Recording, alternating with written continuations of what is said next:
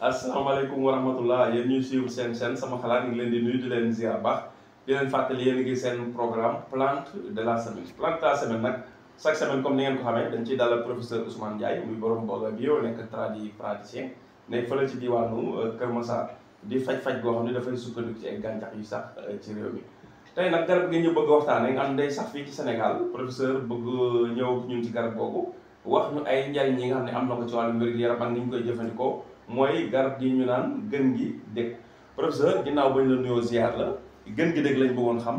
lan mooy ay njariñam ci wàllum wér-gu-yaram ak ni ñu koy jëfandikoo. salaamaaleykum wa rahmatullahi wa barakaatu sëñ Pape Mor Lo maa ngi lay nuyu di la ziar di nuyuwaat sunu mbokku internet yëpp yi nga xamante ni ñu siiwal waaw ni nga ko waxee gën gi dëgg moom garab la gu bëri ay njëriñ bu bëri ay vertu lu mën a faj bokk na ci bu ñu amee lu mel ni xob yi. bokk na ci lu mel ni la dysenterie amibienne mooy biiru taññi boo ko amee infusé ko di ko naan par benn kaas suba ak ngoon yàlla mën na la saafara su fekkente ni tamit nit ki dafa amee jaare muy biir biy daw aussi baax na ci même utilisation bi infusé ko di ko naan su fekkente ni ci wàllu góom la nit ki dafa am ay góom mën na jël xob yi su amee xob yu tooy yi dëbb ko ba mel ni ñuy defee roof mu di ko ci def noonu di ko ci tay baax na ci su fekkente ni nag amul yu tooy yi day jël bu wow bi def ko sunguf mais su ko defee sunguf day wut lu mu ko mën a jaxaseel lu mel ni karité wala lu mel ni huile nga xam dina mën a jàpp mu di ko tay ci góom yi ak yu demee noonu donc baax na ci ñi nga xamante ni dañuy amee bëñ yuy nàcc maanaam bu ñuy brosse seen bëñ yi di nàcc ak yu demee noonu suñ ko amee moom it di ko naan xob yi yàlla mën na leen a defal saafara ñi nga xamante ni dañu amee biir buy metti nga xam ne daf leen a xaw a sonal suñ ko amee tamit am xob yi baxal ko di ko naan benn kaas suba ak ngoon yàlla mën na leen cee dimbali saafara ba ci ñi nga xamante ni Pape xëy na ñi ngi def ay dialyse ak yu demee noonu maanaam problème mu rein suñu waxee loolu mooy ñi nga xam ni dañu am problème mu rein bu ñu amee genn gi dëgg bi di ko naan baax na yàlla mën na leen a saafara parce que day nettoyer rein yi ba ci hépatite buñ ko amee xob yi aussi daf ko infusion di ko naan dina raxasaale foie bi daf koy nettoyer bu fekkente ni nag ci wàllu reen yi la soo amee reen yi baxal ko di ko naan moom it lu tolloo kaas suba ak ngoon ginnaaw boo lekkee ba pare baax na ci ñi nga xamante ni dañuy amee kii problème mu ay bëñ ak yu demee noonu maanaam carie dentaire bëñ yu bënn wala bëñ yuy metti mais su boobaa da nga koy naan mais da ci gàllaxndiku encore da ngay boole ñaar yëpp boo ci naan di ci gàllaxndiku maanaam boo koy gàllaxndiku nag ngay bàyyi ba mu tàng nga lokk ko noonu mën nga ci defaale tuuti xorom bu la neexee nga defaale ci tuuti xorom polle baxal ko noonu di ko lokk ci nuggaay bi di ko gàllaxndiku baax na ci bëñ yu metti baax na ci ñi nga xamante ni dañoo amee borom bopp mais tamit baax na ci ñi nga xamante ni dañoo amee ay lex yu néew yi ak yu demee noonu donc bu fekkente ni tamit li ñuy wax douleur accouchement ñoo xam ni bu ñuy am doom day jafe day metti wala bu ñu amee doom ba pare tamit après accouchement bi tamit yooyu bu ñu amee génn gi dëgg bi reen bi baxal ko di ko naan tamit yàlla mën na leen cee jàppale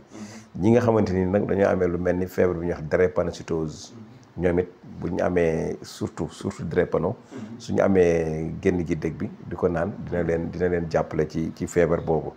ñi nga xamante ni tamit dañoo amee ay tànk yu metti wala li ñuy wax ay rhumatisme ak yu demee noonu suñu amee reen bi baxal ko di ko naan yàlla mën na leen ci saafara donc yooyu daal génn gi dëgg moom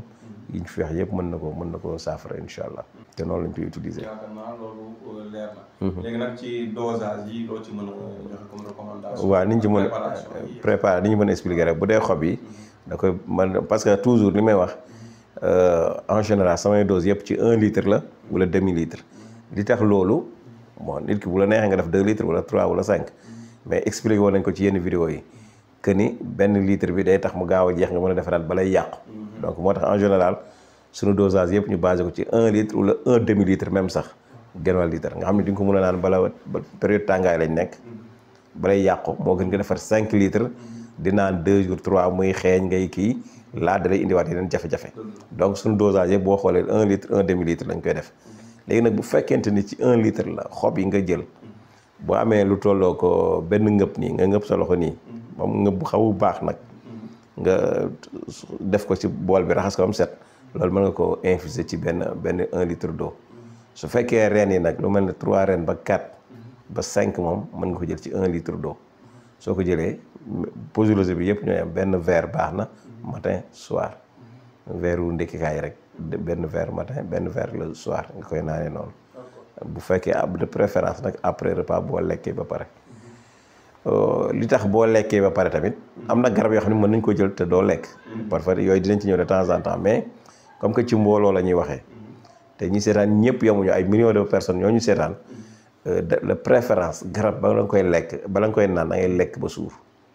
parce que li tax loolu mooy am na ñoo xam ne xëy na bëgg nañ koo def te am nañ estomac loolu bu ñu ko naanee te lekkuñu mën na leen indil problème am na ñoo xam ne xëy na faible goo xam tamit mënuñu ko naan noonu te yooyu nag boo ko defee te lekkoo rek mën na leen indil yeneen conséquences moo tax de préférence dañuy jël après